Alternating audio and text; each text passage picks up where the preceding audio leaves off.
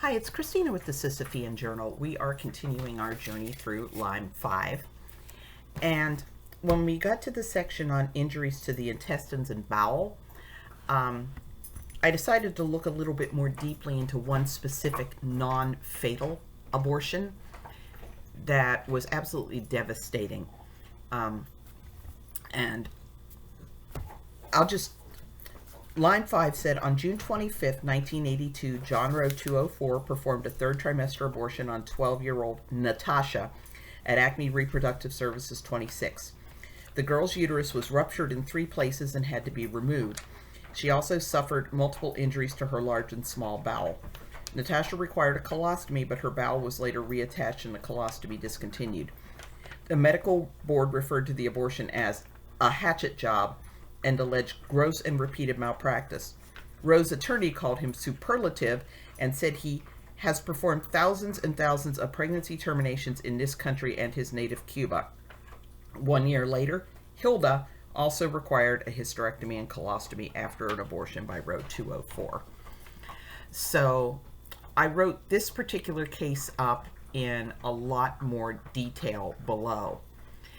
And I'll just review that, even though it's not actually part of Line 5. It just shows what you find if you decide you want to dig and look a little deeper when you see one of these cases. So I'll continue to use the name Natasha. Now, I did, while looking more deeply into this, find the child's real name. She was a young black girl, which made her at higher risk for abortion injuries. But, and I saw her high school yearbook photo, and just this lovely girl. I feel so horrible about what happened to her. But we'll call her Natasha. And I'll give her mother the pseudonym Lucinda. John Roe 204, on the other hand, is Egar Gonzalez, aka Egar Gonzalez Rodriguez, who had come to the United States from Cuba in 1955 and got his license to practice in Florida in 1977. And even though she was only 12, Natasha refused to name the father of her baby. And I found no coverage of any investigation into statutory rape, so I believe he was probably an age mate and that therefore there was no crime committed. Now, Natasha was described as a healthy, average 7th grader, but menstruation was new to her, so she didn't realize she was pregnant until she was nearly 7 months along that summer of 1982. Now, at first, Lucinda said she had trouble believing that her daughter was pregnant and that her pregnancy was so far advanced. She said, "I never even knew. I just thought she was getting fat because she liked to eat a lot." And once Lucinda grasped what was really going on, she said, "I just wanted her to have the abortion so she could go back to being, so she could be a normal 12-year-old girl again." Now, Lucinda took Natasha to 2 different doctors, both of whom refused to perform an abortion at that advanced stage of pregnancy. One of them said, just go home and have your baby, but another one gave a referral to Egar Gonzalez. I wanted to put the name of the clinic, but the newspaper coverage gives 2 different names, so I'm not sure which actually was the name of the clinic. So I just gave the address. It's a chiropractic clinic now. Don't bug people. So Lucinda said, she told the Miami News, "When I got to the clinic, Gonzalez came out and he seemed so self-assured. He told me, 'Don't worry, everything is going to be okay. I can help your daughter.'" So he examined Natasha and assured her and her mother that the pregnancy was only 24 weeks, which is a month less than the actual gestational age, and just squeaking by under the legal limit in Florida for elective abortions. Excuse me. Now, Natasha and her mother arrived at 9 a.m. on June 25th for the procedure. Gonzalez got a payment of $1,000 in cash, which is just over $3,000 in 2022. Now, today's popular practice of killing the fetus with a digoxin injection to the heart and then either inducing labor or waiting until it softens up a little bit and then pulling it apart hadn't been developed yet. The method that was typically used at the time was saline induction, which was a gruesome and dangerous procedure, but it was very easy for the doctor. You check your patient into a hospital, pull out as much of the amniotic fluid as you can with a giant syringe, pump in strong sterile saline. The baby breathes it, the baby swallows it, it breaks down the baby's blood vessels, and they die of multiple organ failure or bleed to death internally. But for some reason, Gonzalez decided he was just going to use forceps and dismember the baby alive. He struggled with this for 9 hours while Natasha lay anesthetized on the table. Now, he managed to partially dismember the fetus, but he wasn't able to complete the abortion. Meanwhile, for all those hours, Lucinda was pacing in the waiting room. It wasn't until nearly 6:30 that evening that Gonzalez decided that he'd done enough damage. He went into the waiting room, Lucinda later said, shaking and sweating. He told me something went wrong. Something happened to your daughter. We have to call the rescue unit. Sorry, my dog's chewing on a bone.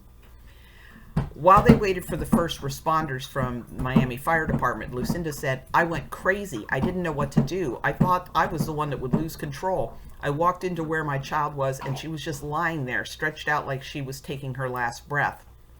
By the time the medics arrived, Natasha was pulseless and unconscious.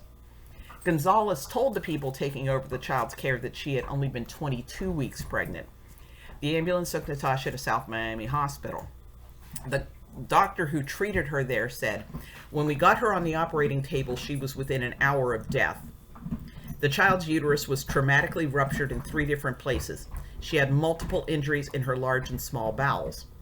To save her life, surgeons removed the damaged uterus and parts of her large intestine and performed a colostomy. They also removed a partially dismembered unborn baby girl weighing more than 2 pounds and sent the remains to the medical examiner. Natasha spent time in the intensive care unit, and it was 2 weeks before she was finally well enough to go home, and she underwent several other corrective surgeries to try to repair some damage, and they eventually were able to take down the colostomy so that she was no longer passing feces into a bag taped to her side. She could go to the bathroom like a normal 12-year-old again. There was no justice for the baby.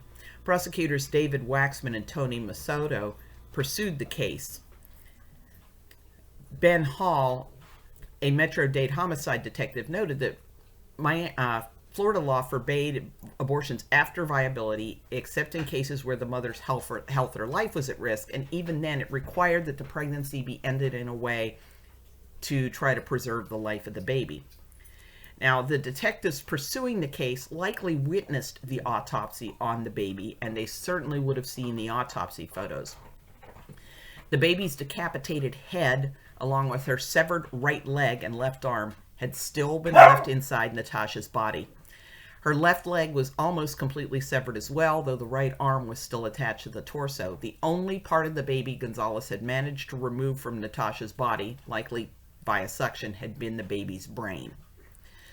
This definitely had an impact on these police officers. Hall said, from the very beginning, we wanted to charge him with first-degree murder. We thought that this was a premeditated killing of a human being. However, the state's attorney researched the law, and they wound up charging him just with manslaughter.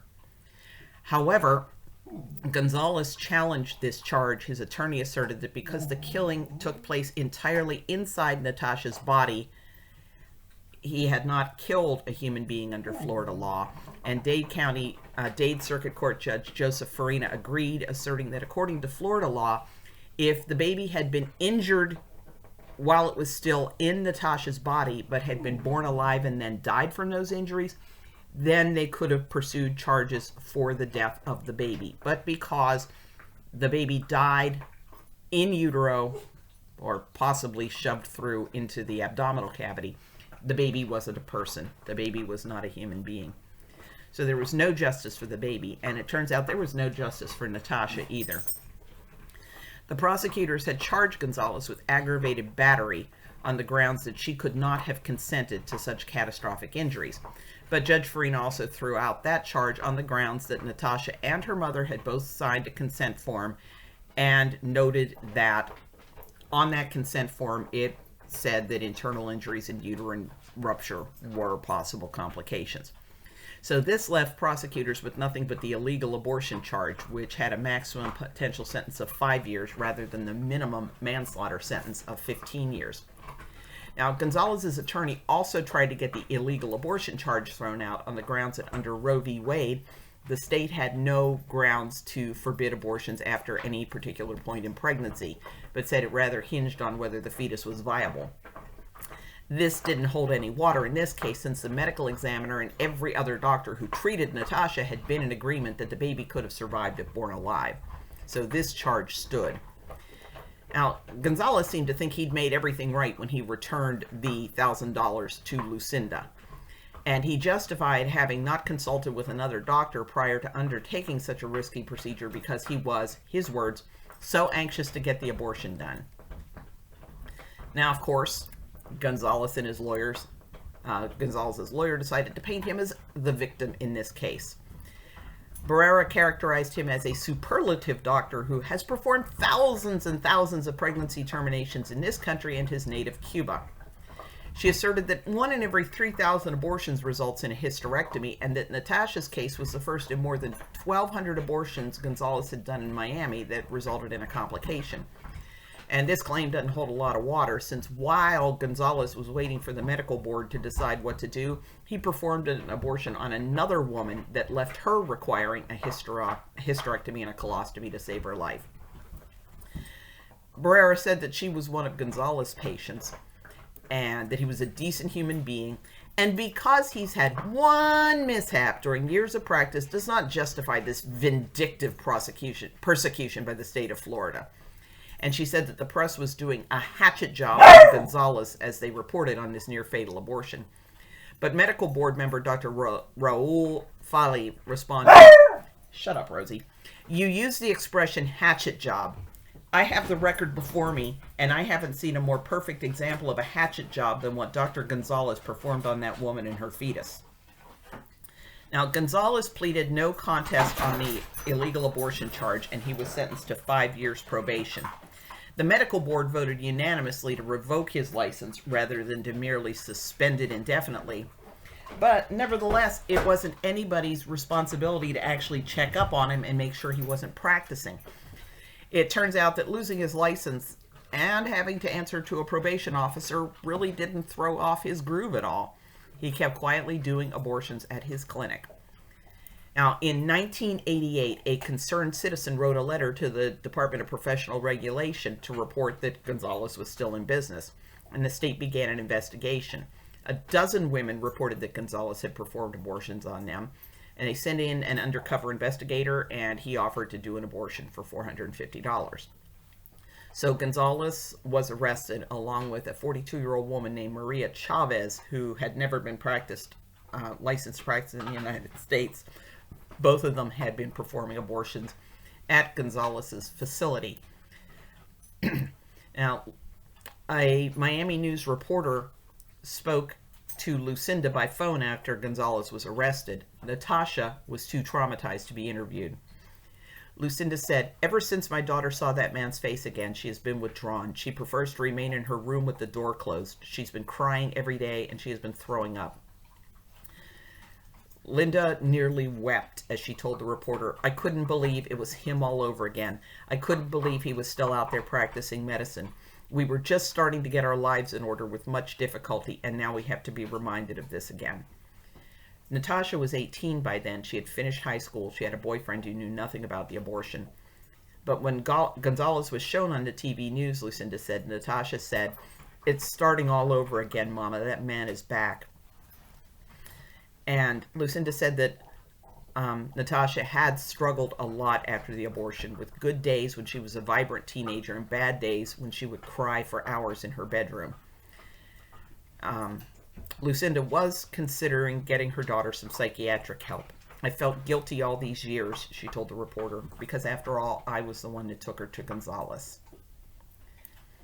I don't know what happened to Gonzalez when he was brought before Dade Circuit Court Judge Martin Greenbaum. He was released on $35,000 bond for practicing medicine without a license. The judge warned him, "If you so much as look at a surgical sponge, that would constitute enough to revoke your bond and take you into custody." And he seems to have taken this seriously because I can't find any further mention of him in any news sources. I can't even find out whether he stayed in the United States or went back to Cuba. But if you follow the link below, I did a write-up on this. And also, I will include the link to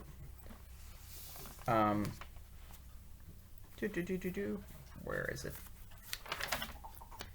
Magdalena Rodriguez. There were other gruesome injuries in there, but the only one I already have written up, like I said, is Magdalena Rodriguez. And I'll provide a link to that. Her case is actually even more horrifying than Natasha's.